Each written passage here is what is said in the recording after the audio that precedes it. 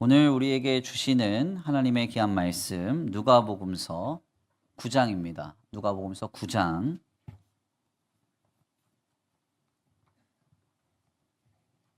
누가복음서 9장 37절에서 45절까지의 말씀입니다.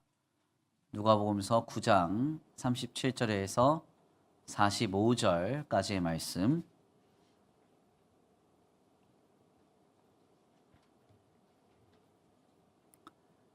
말씀이 좀 길기 때문에 한 절씩 교독하고 마지막 절 합독합니다. 이튿날 산에서 내려오시니 큰 무리가 맞을세. 무리 중에 한 사람이 소리질러 이르되 선생님 청컨대 내 아들을 돌보아 주옵소서. 이는 내 외아들이니이다. 귀신이 그를 잡아 갑자기 부르짖게 하고 경련을 일으켜 거품을 흘리게 하며 몹시 상하게 하고야 겨우 떠나가나이다. 당신의 제자들에게 내쫓아 주기를 구하였으나 그들이 능히 못하더이다. 예수께서 대답하여 이르시되 믿음이 없고 패역한 세대여, 내가 얼마나 너희와 함께 있으며 너희에게 참으리요. 내 아들을 이리로 데리고 오라 하시니. 올 때에 귀신이 그를 거꾸러뜨리고 심한 경련을 일으키게 하는지라. 예수께서 더러운 귀신을 꾸짖으시고 아이를 낳게 하사 그 아버지에게 도로 주시니 사람들이 다 하나님의 위엄에 놀라니라. 그들이 다 그 행하시는 모든 일을 놀랍게 여길세. 예수께서 제자들에게 이르시되 이 말을 너희 귀에 담아두라. 인자가 장차 사람들의 손에 넘겨지리라 하시되. 함께 봉독합니다. 그들이 이 이 말씀을 말씀을 알지 못하니 이는 그들로 깨닫지 못하게 숨긴 바 되었습니다. 또 그들은 이 말씀을 묻기도 두려워하더라. 아멘. 할렐루야. 아멘. 할렐루야. 아멘. 오늘도 하나님이 예비하신 은혜가 있는 줄 믿습니다. 귀한 시간 하나님의 은혜로 새롭게 되시고 하나님의 귀한 말씀 가운데 힘을 얻고 변화받는 귀한 시간 되시길 간절히 축원합니다. 우리 믿음으로 선포하겠습니다. 다 잘 되고 있습니다. 하나님께서 하십니다. 시작. 다 잘 되고 있습니다. 하나님께서 하십니다. 아멘. 다시 한번 믿음으로 선포합니다. 지금은 은혜 받을 때입니다. 산에서 내려와 승리합시다. 시작. 지금은 은혜 받을 때입니다. 산에서 내려와 승리합시다. 아멘. 오늘 은혜 받기 위하여 하나님 앞에 나온 우리 성도들 모두에게 하나님의 풍성한 은혜와 사랑이 크게 역사하는 복된 주일 되기를 간절히 축원합니다. 오늘은 귀한 시간 귀한 말씀을 통하여서 큰 무리가 맞을세라는 제목으로 하나님의 귀한 말씀 함께 나누고자 합니다. 어느 SNS에서 떠도는 이야기입니다. 자신이 나이가 들었다는 것을 확인할 수 있는 방법이라고 해요. 몇 가지 방법이 있는데 좀 소개를 해드리겠습니다. 먼저는 급히 할 일이 생각이 나서 벌떡 일어났는데 내가 도대체 왜 일어났지? 이렇게 하면서 다시 앉는 일이 많다. 그렇다면 그분은 나이가 든 겁니다. 네. 이런 경험 있으세요? 네. 벌떡 일어났는데 내가 왜 일어났지? 뭐 하려고 일어났는데. 이러신 분들은 나이가 드신 거예요. 두 번째는 찾는 물건을 손에 쥐고는 그게 어디 갔지? 하면서 찾는 일이 많다면 그것도 나이가 드신 증거입니다. 가끔 어떤 분들은 전화를 하면서 휴대폰이 어디 있는지 모르겠어. 이러시는 분들이 계셔요. 네, 심각한 겁니다. 세 번째는 두 부부가 손을 잡고 걷는데요. 부러워 보이는 게 아니라 서로 부축하고 있구나. 이렇게 생각이 든다면 나이가 드신 거래요. 마지막으로는 누군가를 보거나 어떤 일을 경험할 때 가슴이 뛰는 것을 느끼고는 이게 열정과 감동으로 가슴이 뛴다 생각한 게 아니라 부정맥을 의심하고 계신다면 나이가 들었다는 이야기랍니다. 우리 성도님들은 여기에서 몇 가지나 좀 해당이 되셔요. 네. 사실 방금 나누었던 이야기를 듣는데 나이 들었다라는 이 표현 자체가 좀 서글프고 서운하다 싶으면 진짜 나이 드신 거예요. 사실 저는 이제 목회를 하면서 우리 믿음의 시니어 성도님들을 만날 때 그런 이야기를 많이 합니다. 나이 들수록 서운한 것이 많아진다고요. 그래서 서운한 게 많으신가 봐요. 그래서 이제 힘이 있고 좀 젊은 날을 지내실 때 믿음의 피치를 올릴 수 있는 대로 많이 올려놓으시는 게 중요해요. 나이가 들어갈수록 힘은 빠집니다. 아픈 데는 많아지고 가족들은 내 마음을 몰라주고 그리고 주변에 있는 사람들을 통해서 서운함은 더 많이 느껴지게 되죠. 결국 이런 현실 속에서 우리의 마음과 생각을 신앙으로 지켜가기 위해서 우리는 지금 힘이 있을 때, 지금 건강할 때 하나님께 은혜를 받고 주님을 체험하는 일이 우리 안에 잘 쌓여가야 할 줄 믿습니다. 왜냐하면 다가올 미래가 그다지 녹록지가 않아요. 저는 목회를 감당하면서 성도님들께서 이제 하나님 앞에 설 준비를 하는 모습을 한 번씩 보게 됩니다. 이제 주님 앞에 돌아갈 날이 다가와서 하루하루 병상에 누워서 병원 천장만 바라보고 계셔요. 그런 날을 지낼 때 얼마나 마음이 서글프겠습니까? 서운한 게 얼마나 많겠어요. 여기 김두열 목사가 아무리 젊어도 그런 날이 없을 거다? 그렇지 않습니다. 저도 언젠가는 그렇게 그날을 맞이하게 되겠죠. 그날 그런 시기에 그런 상황에서도 우리의 마음에는 하나님께 대한 감사와 구원의 은혜에 대한 기쁨이 우리 안에 있어야 되지 않을까요? 어떠한 상황 속에서도 주님을 향한 우리의 감사와 기쁨이 계속 있어야 되잖아요. 그래서 우리는 인생의 엄혹한 날이 노년에 찾아오기 전에 성령의 충만함과 하나님의 은혜를 더욱 힘입어야 하는 줄 믿습니다. 오늘 이 주일이 주님의 은혜로 충만하여지는 복된 주일 되길 간절히 축원합니다. 제가 언젠가 한번 말씀드렸던 이야기입니다. 수원의 어느 교회 목사님께서 교회당에 현수막을 달다가 그만 사다리에서 떨어지셨습니다. 낙상의 후유증으로 허리를 다치셔서 수술을 하셨는데 수술 도중에 그만 소천하셨어요. 아직 중학교도 가지 않은 두 딸과 사모님을 남겨두고 주님께 부르심을 받았습니다. 교회는 이러한 황망한 목사님의 소천 앞에 너무나 당혹스러워서 이러한 일이 알려지거나 공공연하게 자리를 잡게 되면 교회의 유지와 보전에 큰 도움이 안 된다고 여겼던 것 같아요. 그래서 일이 벌어지고 나서 얼마 되지 않아 두 딸과 사모님을 내보냈습니다.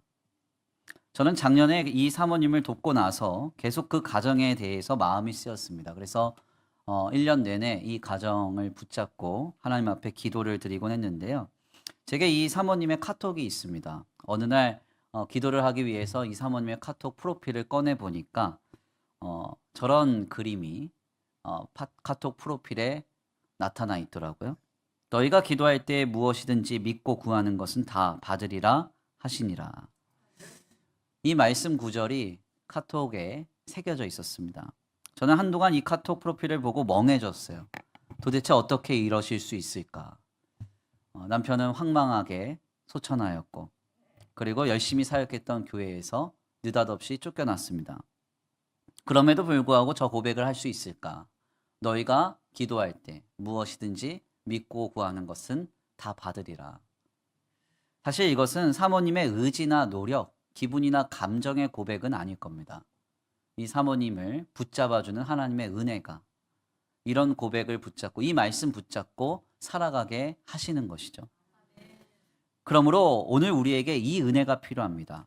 하나님의 은혜만이 오늘 우리로 인생의 많은 파고를 지날 때 마음과 생각을 지키며 신실한 신앙의 길을 세워가게 만드는 것이죠.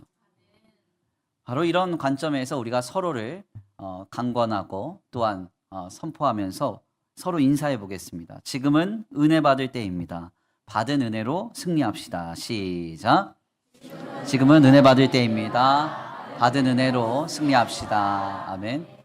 다시 한번 안 보신 분들과 함께 우리 다 같이 선포해 보겠습니다. 지금은 은혜 받을 때입니다. 받은 은혜로 승리합시다. 시작. 지금은 은혜 받을 때입니다. 받은 은혜로 승리합시다. 아멘. 하나님이 오늘도 우리에게 은혜를 주셔서 모든 것을 바라고 모든 것을 참으며 모든 것을 견디며 모든 것을 이길 수 있는 은혜를 오늘 내려주시리라 믿습니다.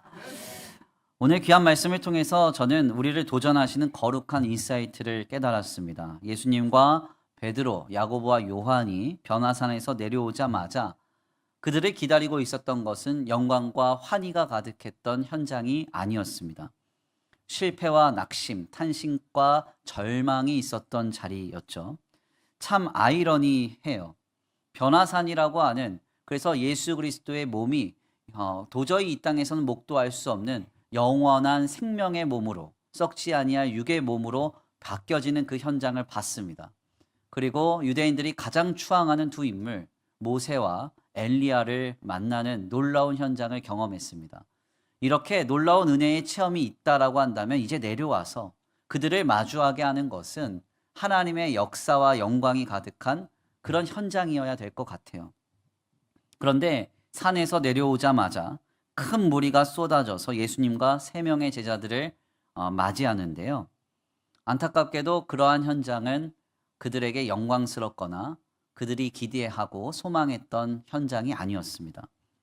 찬란한 영광이 아니라 귀신에 사로잡힌 아이의 경련과 이 경련을 치유하지 못해서 실패한 제자들과 그 현장을 보고 있었던 군중들의 탄식, 아버지의 무너진 목소리가 쩌렁쩌렁 울리는 현장이 그들을 맞이하게 했어요.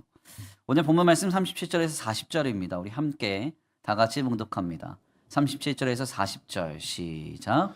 이튿날 산에서 내려오시니 큰 무리가 맞을세 무리 중에 한 사람이 소리질러 이르되 선생님 청컨대 내 아들을 돌보아 주옵소서 이는 내 외아들이니이다. 귀신이 그를 잡아 갑자기 부르짖게 하고 경련을 일으켜 거품을 흘리게 하며 몹시 상하게 하고야 겨우 떠나가나이다. 당신의 제자들을 쫓아주기를 구하였으나 그들이 능히 못하더이다. 아멘. 우리가 이 누가복음서가 증거하고 있는 이 공생의 현장을 보면 이 내러티브, 그러니까 흐름이 상당히 인상적입니다.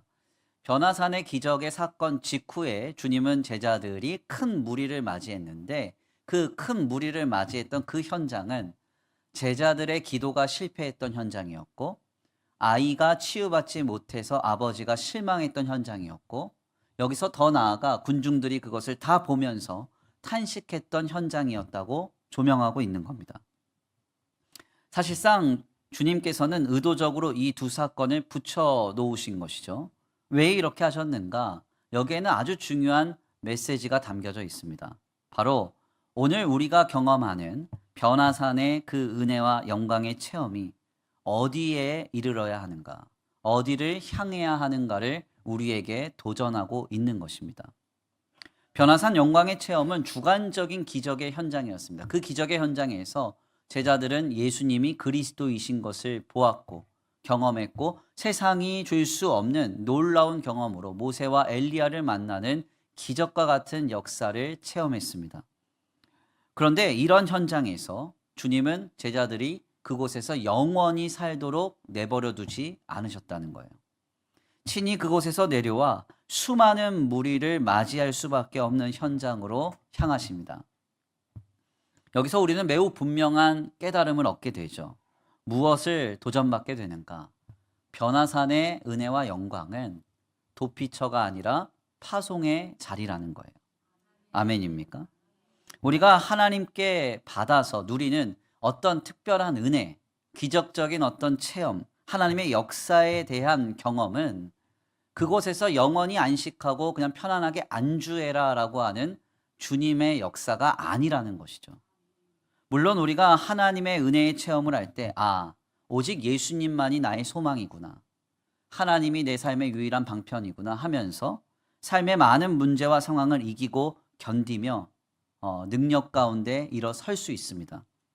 그렇지만 주님이 원하시는 것은 그러한 은혜를 힘입어서 그 은혜의 체험의 자리에만 머물러 있기를 원치 않으신다는 거예요. 그 받은 은혜와 그 기적적인 하나님 역사의 체험을 가지고 여기서 더 나아가 영혼과 생명을 살리는 사명의 자리로 향하여 나아가야 된다는 겁니다. 성도가 신앙생활을 오래 하다 보면 자꾸 착각을 합니다. 하나님이 은혜를 주시면 그게 내가 하나님께 기도의 응답을 받고 하나님이 나에게 은혜를 주셔서 건강 주시고 내 자녀 잘 되게 하시고 내 소유가 넉넉하게 하심에 감사하고 기쁘다.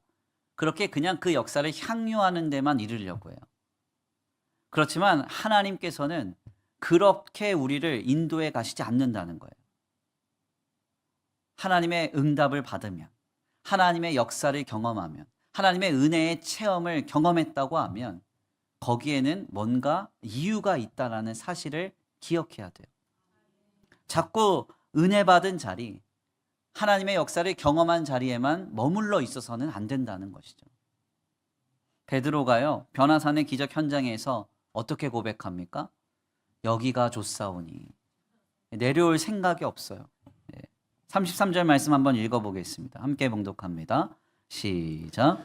두 사람이 떠날 때에 베드로가 예수께 여짜오되 주여 우리가 여기 있는 것이 좋사오니 우리가 초막 셋을 짓되 하나는 주를 위하여 하나는 모세를 위하여 하나는 엘리야를 위하여 하이다. 네.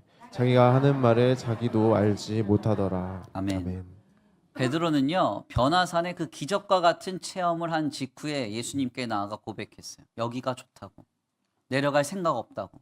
나는 그냥 여기서 살겠다고. 그러나 예수님은 절대 이것을 허락하지 않으셨죠. 거기서 내려와 큰 무리가 탄식하고 있는 자리로 이끄십니다. 그리고 제자들이 시도하고 노력했지만 실패했던 자리로 이끄세요. 한 아버지가 기대를 가지고 아이를 치유하려고 했지만 그 놀라운 그 역사가 일어나지 않고 자신의 기대가 완전히 무너진 그 자리로 제자들을 이끄십니다. 주님이 왜 이렇게 하시나요?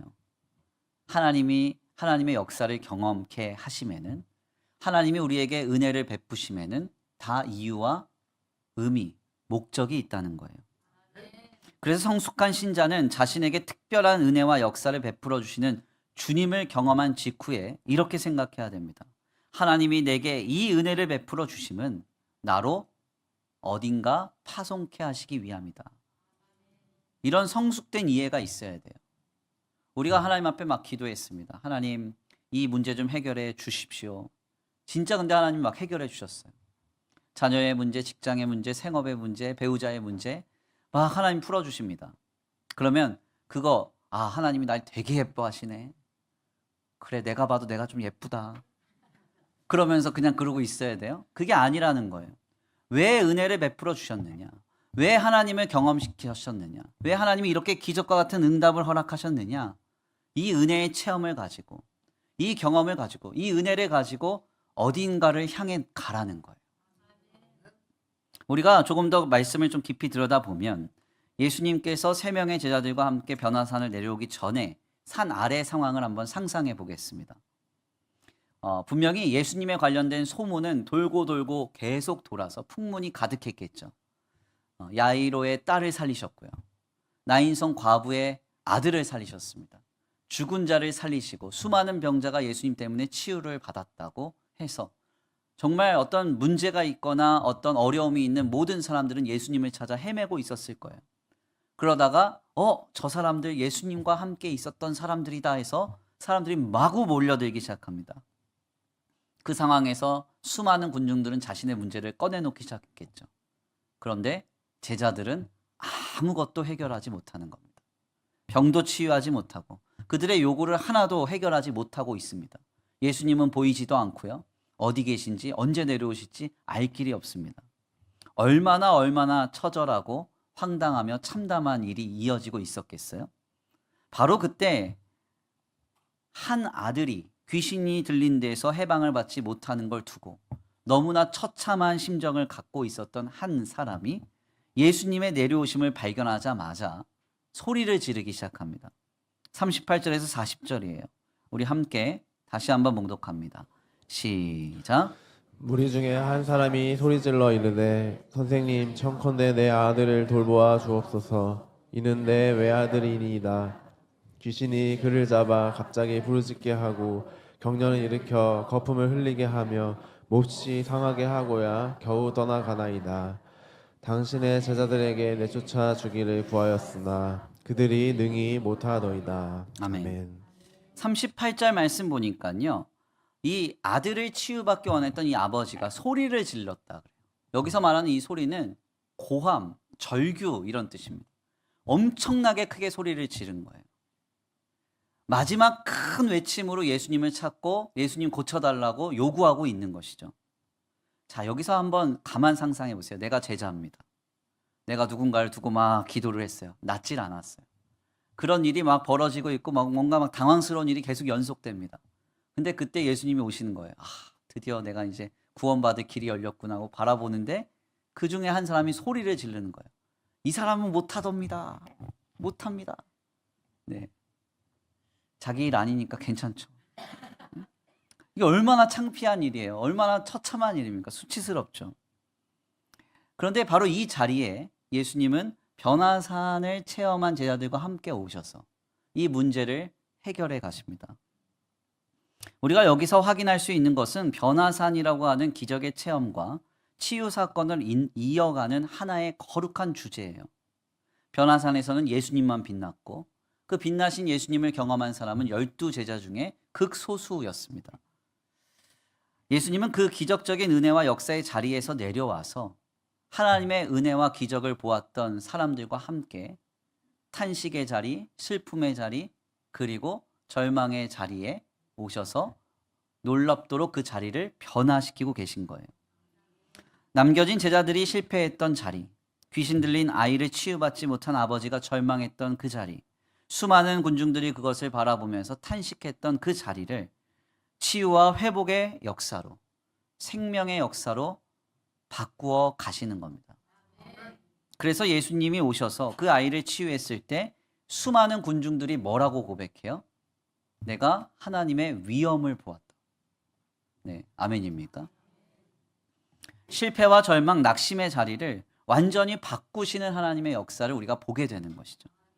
지금 우리가 주님께 어떤 말씀을 들어야 할까요? 주님은 우리에게 지금 말씀하고 계시는 거예요. 진리인 기독 신앙의 방향과 표대는 매우 분명하다는 것이죠. 받은 은혜를 그냥 향유하고 어떤 특별한 기적과 응답을 체험하고 그 자리에 머물러 안주하는 것이 우리의 신앙이 아니라 하나님께서는 우리가 받은 은혜를 가지고 큰 무리를 향해 나아가기를 기대하고 계신다는 겁니다. 모든 은혜에는요, 다 이유가 있어요. 예, 그래서 은혜를 충만하게 하나님 주셨다? 뭔가 하나님이 그 이유가 있어요. 하나님이 특별한 체험을 많이 주셨다? 다 이유가 있습니다. 모든 하나님의 역사의 응답의 기적에는 주님의 목적이 있어요. 그 이유와 목적은 어떤 방향에 있는 것일까요? 예수 그리스도를 통한 하나님 나라의 역사에 우리를 참여케 하는, 우리를 사용하시는 하나님의 놀라운 섭리가 있는 것입니다. 그래서 은혜 받은 사람이, 그리고 하나님을 경험하고 하나님의 응답을 체험한 그 사람이 어떤 영혼과 생명에게 나아가서 하나님을 증거하고 하나님 나라의 역사를 이루는 데 쓰임받게 되는 것이죠. 오늘 우리가 받은 은혜로 누군가의 실패가 치유를 받게 돼요. 아멘입니까? 내가 은혜가 충만해요. 내 남편이 실패해 오고 내 자녀가 실패해 옵니다. 은혜가 충만하면요, 그들의 실패를 치유시켜요. 내가 충만하니까, 내가 하나님의 은혜에 충만하니까 그들의 실패를 통해서 함께 절망하지 않는다고. 내가 경험한 하나님의 응답의 기적이 누군가의 절망을 환희로 바꾸어 낼 수 있습니다. 제가 지난번에도 한번 말씀드렸잖아요. 성도님들의 각종의 소식들을 들어보면 절망스러운 소식을 들으실 때가 있어요. 다 끝난 것처럼 선언하는 이야기를 들으실 때가 있다고. 그러나 우리가 경험한 하나님은 어떤 분이신가? 절망이 끝이 아니라 시작이므로 하나님의 역사로 바꾸시는 주님이시잖아요.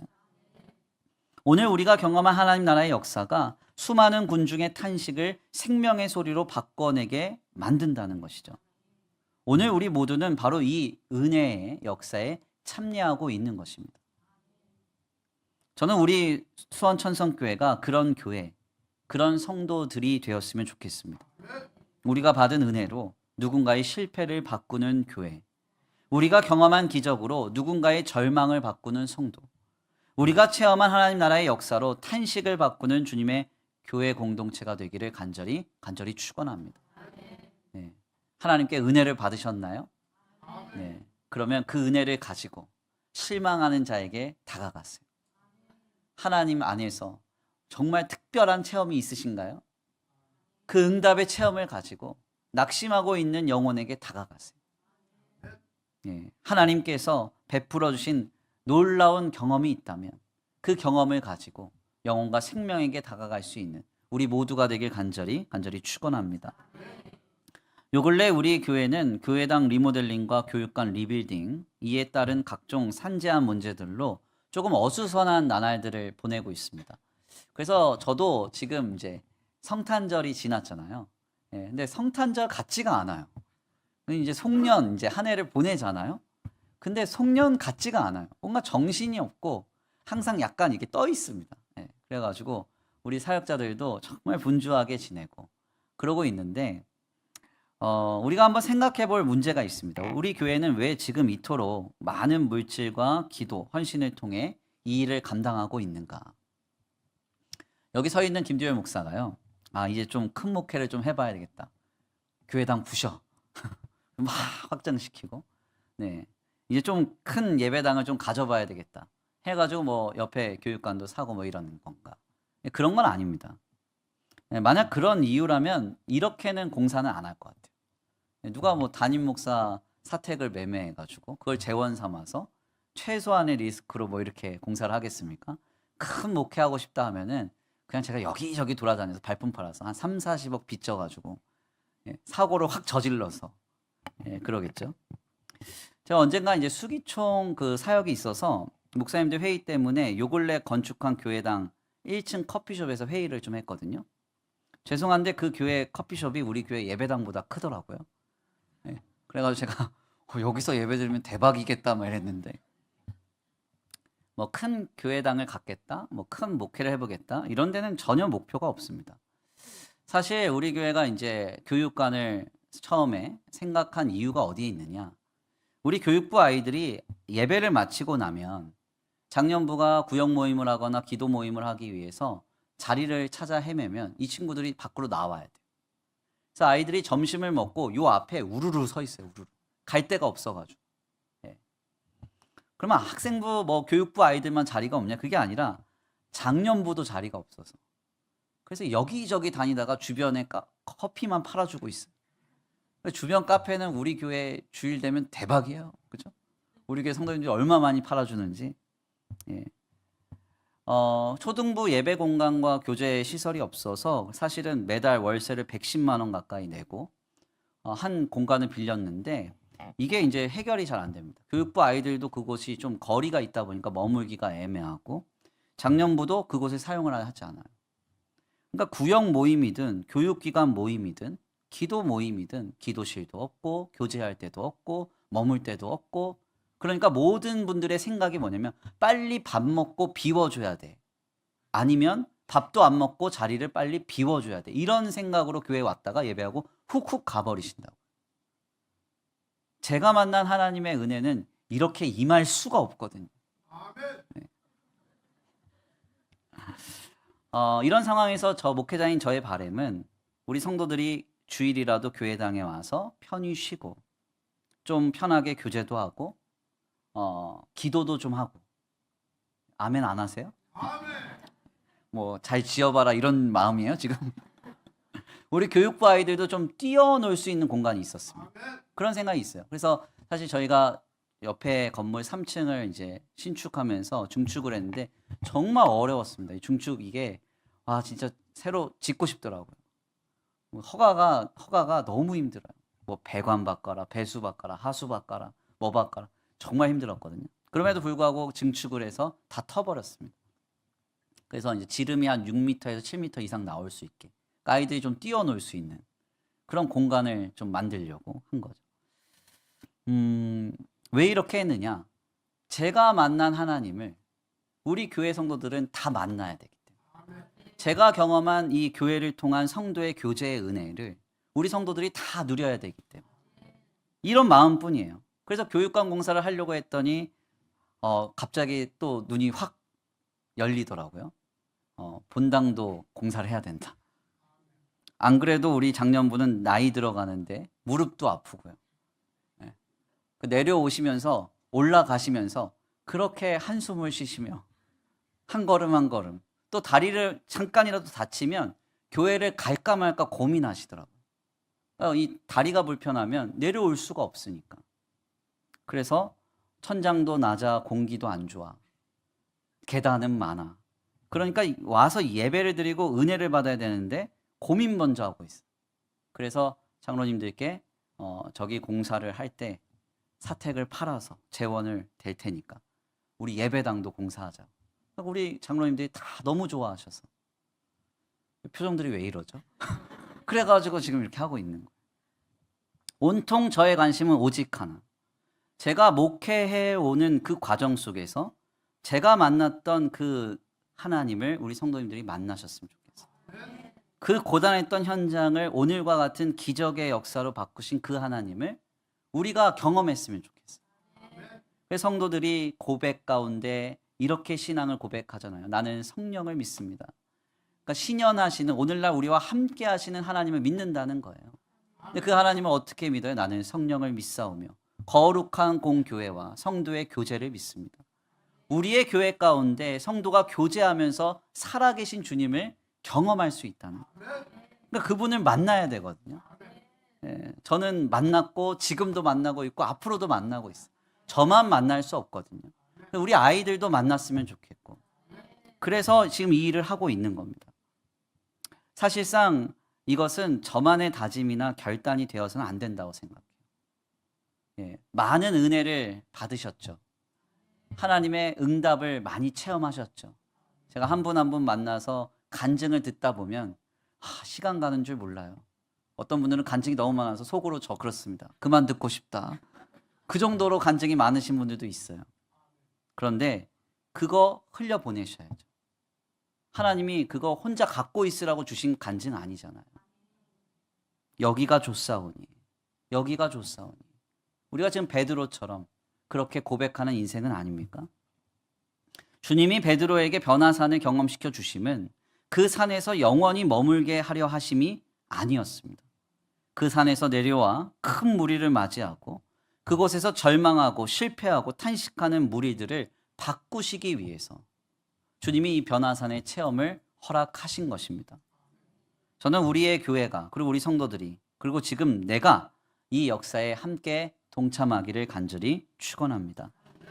말씀의 결론을 맺겠습니다. 우리는 변화산 사건을 통해서 하나님께서 예수 그리스도를 통해 주님의 제자들에게 이 놀라운 사역을 왜 보게 하시고 경험케 하셨는지를 말씀을 통해 깨닫습니다. 변화산 사건 직후에 그들을 마주했던 것은 제자들의 실패의 자리였고 군중들의 탄식의 자리였고 한 아버지의 절망의 자리였습니다. 은혜의 기적적인 체험 직후에 이러한 자리에 이끄신 것은 우리가 받은 은혜를 어디로 흘려보내야 하는지, 오늘 우리가 경험한 하나님 역사의 체험을 어디로 향해야 하는지를 주님이 도전하고 계신 것입니다. 요 근래 저는 저의 SNS에 2장의 사진을 올렸어요. 하나는 저희 원로 목사님 사진이었습니다. 저희 원로 목사님 젊으셨을 때 정말 잘생기셨거든요.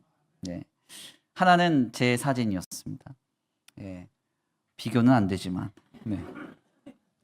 아무튼 원로 목사님께서 81년에 목회를 시작하셔서 2012년에 마치셨어요. 그래서 32년간의 목회 성역을 완성하셨습니다.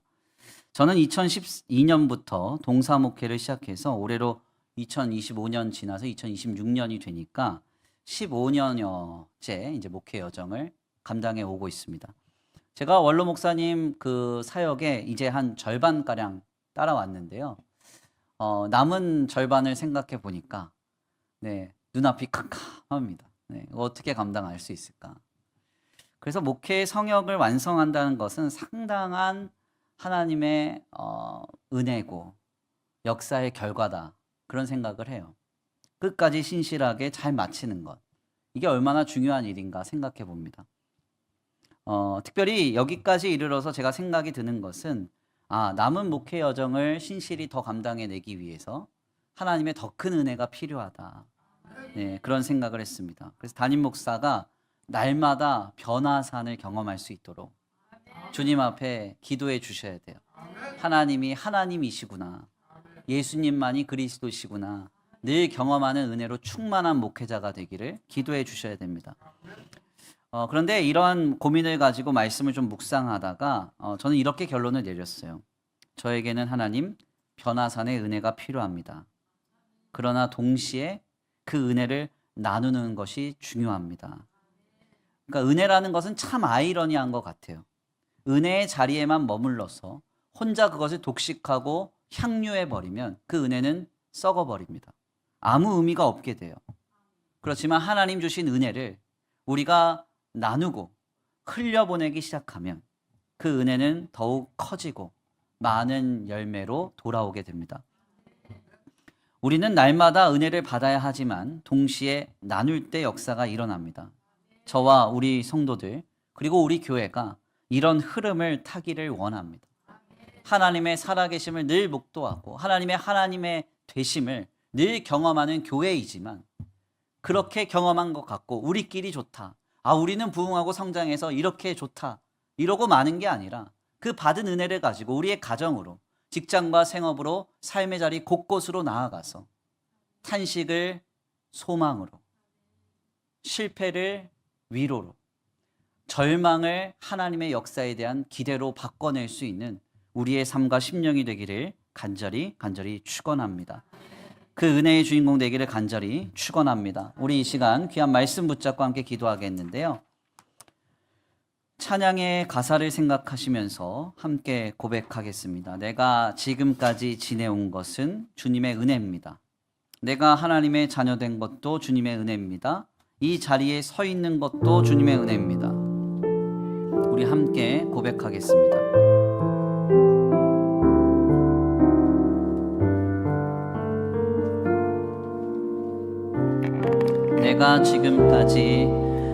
내가 지금까지 지내온 것은 주의 은혜라 지금까지 지내온 것은 내가 지금까지 지내온 것은 주의 은혜라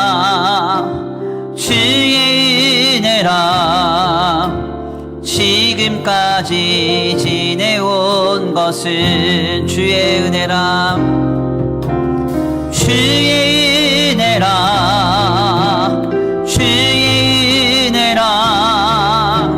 지금까지 지내온 것은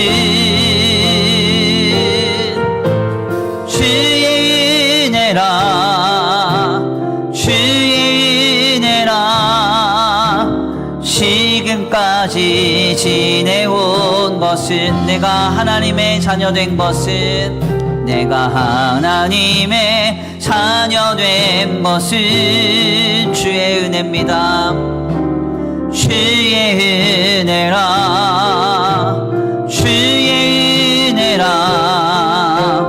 하나님의 자녀 된 것은 내가 하나님의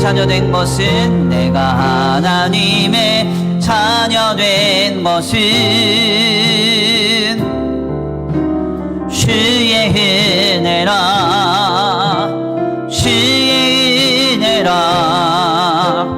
하나님의 자녀 된 것은 주의 은혜입니다. 주의 은혜라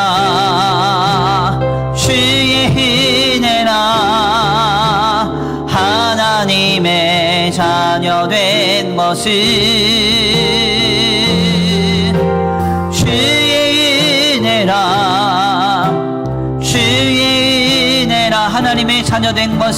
하나님의 자녀 된 것은 내가 이 자리에 서 있는 것은 주님의 은혜입니다. 주의 은혜라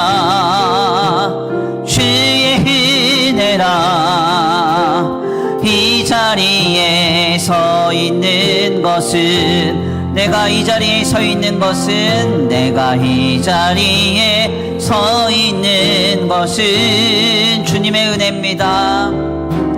주의 은혜라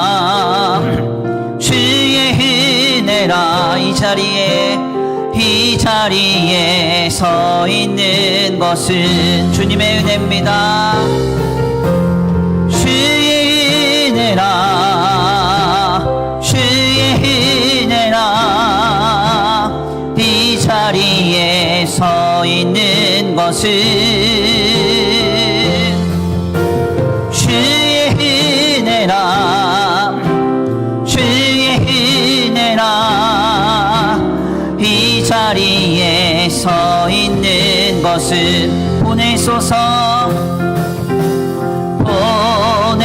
보내소서 시련이 찾아올 때도 주님의 눈물 기억하게 하소서 보내소서 보내소서 주께서 가신 길을 나도 걸어가게 하소서 보내소서 보내소서 보내소서 시련이 찾아올 때도 주님의 눈물 기억하게 하소서 보내소서 보내소서 주께서 가신 길을 나도 걸어가게 두 손 높이 들고 보내십시오 보내십시오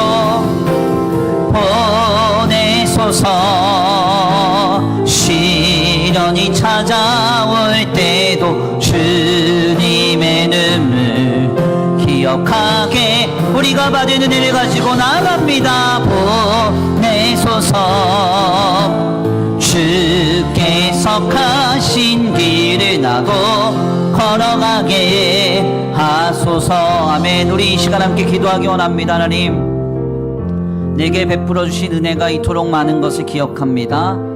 하나님 기적적인 하나님의 응답과 역사를 여러 번 수차례 경험하며 오늘에 이르렀으나 주님 그 은혜와 그 체험을 나 홀로 향유하고 있진 않았는지 돌아봅니다. 주님 우리에게 말씀하십니다. 큰 무리를 향해 나아가라고 누군가의 실패의 자리 절망과 낙심의 자리로 나아가 네가 받은 은혜를 네가 경험한 하나님을 증거하고 나타내라고 주님 말씀하고 계신 줄 믿습니다. 주님 이 음성을 우리의 마음에 새기며 우리가 우리의 가정으로 나아가겠습니다. 우리의 직장과 생업으로 나아가겠습니다. 주님 보이신 그 자리로 나아가겠습니다. 우리 이 시간 결단하시면서 귀한 말씀 붙잡고 주님 앞에 나아가 기도하겠습니다. 함께 기도합니다. 사랑과 은혜가 많으신 하나님 감사합니다. 오늘 귀한 자리에 주님께 왔습니다. 주님 나의 마음이 나의 중심이 하나님께로 온전히 향하여지기를 원합니다. 주님이 내게 은혜를 베풀어 주셨다고 한다면 그 은혜에는 이유가 있습니다. 의미가 있습니다. 목적이 있습니다. 하나님 받은 그 은혜를 나 홀로 향유하라고 하나님께서 역사하신 그 응답과 기적과 같은 하나님의 역사를 나 혼자 품고 누리며 살아가라고 주심이 아니라 주님께서 낙심의 자리를 보게 하시며 실패의 자리를 보게 하시며 절망과 아버지 한탄의 자리를 보게 하시는 줄 믿습니다. 그 자리를 향하여 나아가시는 아버지 주님의 아버지 인도하심을 우리가 누리기 원합니다. 내가 받은 은혜로 누군가의 낙심이 변화되기 원합니다. 내가 받은 하나님의 은혜로 아버지 누군가의 실패가 변화되기 원합니다. 내가 경험한 하나님의 응답과 역사로 누군가의 절망과 누군가의 한탄이 변화되기 원합니다. 주님 우리를 들어 사용하소서. 은혜 받은 나를 들어 사용하소서. 2025년 한 해를 정리하면서 하나님 주신 은혜를 얼마나 흘려보내고 있었는가를 생각해 봅니다. 하나님 주신 그 놀라운 응답과 체험의 역사를 얼마나 우리가 하나님 역사의 현장으로 이끌어 쓰임받았는지를 돌아봅니다. 주님 우리를 다만 불쌍히 여기시고 이제 주님께 받은 은혜를 가지고 나아가게 하여 주시옵소서. 이제 주님께 받은 은혜와 응답과 역사의 체험을 가지고 주님 나아가 영혼을 살리고 생명을 살리며 하나님 나라를 아름답게 이루는데 우리 모두가 쓰임받게 하여 주시옵소서. 주님 도우실 줄 믿습니다. 함께 하실 줄 믿습니다. 역사하시고 주님 인도하여 주시옵소서. 주시옵소서. 보내소서. 시련이 찾아올 때도 주님의 눈물 기억하게 하소서. 보내소서.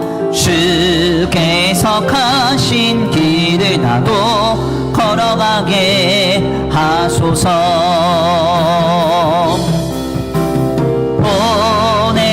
보내소서. 시련이 찾아올 때도 주님의 눈물 기억하게 하소서. 보내소서. 주께서 가신 길을 나도 걸어가게 하소서. 아멘.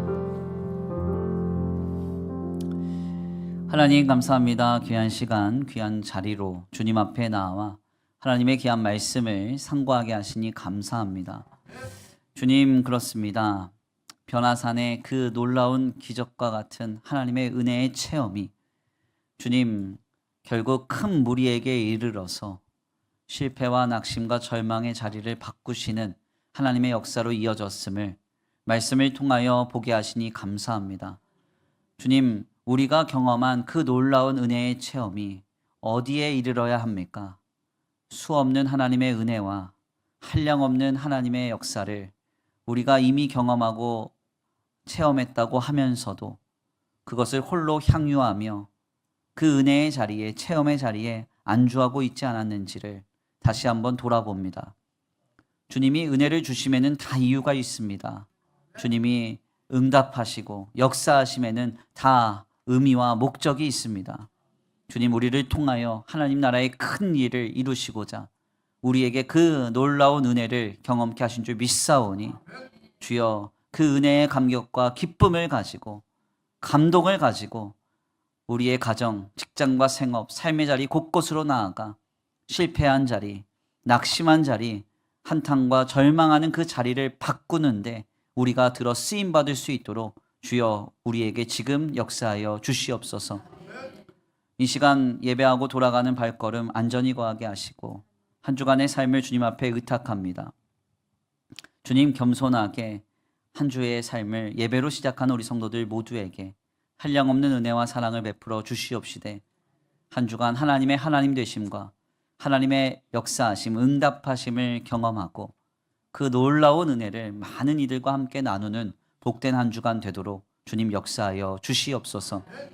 이 시간 주님 앞에 귀한 예물 올려드립니다. 이 예물이 쓰여지는 곳곳마다 영혼과 생명이 살아나게 하시고 하나님 나라와 주님의 복음을 위하여 쓰임받는 거룩한 예물 되게 하여 주시옵시되 주님, 드려진 손길 위에 복의 복을 더하여 주셔서 하늘의 신령한 복과 땅의 기름진 복으로 오직 하나님께로만 공급되는 복과 은혜와 공급이 차고 흔들어 넘치는 가정과 생업 되게 하여 주시옵소서. 도우시고 인도하시며 함께 하실 줄 믿고 감사함 올려드리오며 사랑과 은혜가 많으신 우리 구주 예수 그리스도의 이름으로 감사하며 기도 올려드립니다. 아멘. 이제는 우리 주 예수 그리스도의 은혜와 성부 하나님의 극진하신 사랑하심과 성령 하나님의 내주교통하심이 오늘 변화산의 은혜의 체험으로 하나님의 하나님 되심과 예수님의 그리스도 되심을 깨달은 모든 성도들이 그 은혜를 가지고 많은 이들에게 나아가 생명 살리는 데 쓰임받기로 결단하는 모든 성도들 머리 위에 이제로부터 영원토록 함께 있을지어다.